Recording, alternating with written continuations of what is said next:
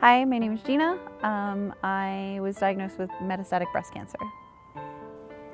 Hi, my name is Peter, and I'm a caregiver for Jeana. The kids seemed to be doing well the first time around with the cancer, like they understood, but you know, when you're not metastatic, it's you treat and then you get over it. With metastatic, I think it was really hard for them to parse, to understand that the cancer is not going to go away. It's not like a flu that you get over. It's not like I'm going to have an operation and everything's going to be better. And them coming to terms with that was really hard, and there was emotional ups and downs.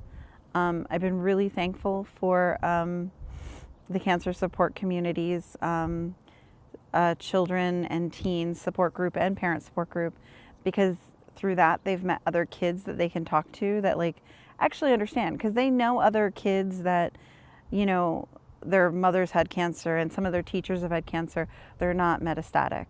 So it's a very different world to be dealing with it every day and knowing that every time I go for a scan, you know, my treatment might change, how I am might change. I might lose my hair this month. I might get my hair back next month.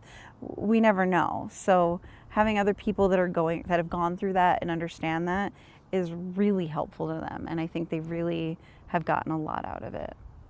I think that I've received a lot of advice from different people about what to tell the kids and what not to tell the kids. And I've sort of had to forge my own, forge our own philosophy on it. And I think that we're very much on the same page. Yeah. That we tend to be very honest with the kids. We don't try and hide anything. We don't, maybe there are certain details that we hide. Like when we told them about the metastatic, we didn't tell them that we didn't talk about like potential for me dying. Yeah. But the trick, or the thing to know for other parents, is that I never mentioned me dying. They asked about it the first time around with cancer. They didn't ask about it the second time around. The first time around, we thought it was like, oh, well, I'm going to get good treatment. We're going to do the best we can. And, you know, chances are high that I'll survive.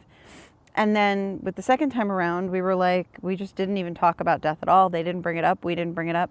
But they still knew. So not telling your kids that they might go to a darker place than it actually is. Yeah. So I found that like actually discussing it with them, and maybe not necessarily being dark, but discussing with them, like, I'm going to the doctor. I had some scans. We're going to see if the treatments, you know, are doing well, or if I have to do something new. I think it makes them feel like they're part of the unit and they know what's going on and are actually less scared, because there's less uncertainty for them.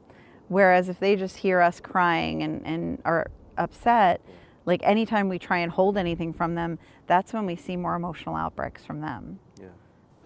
I think that I had assumed that it would be hard to explain to them that the medicine that Jeana is getting is going to make her sick, her physically ill. Yeah.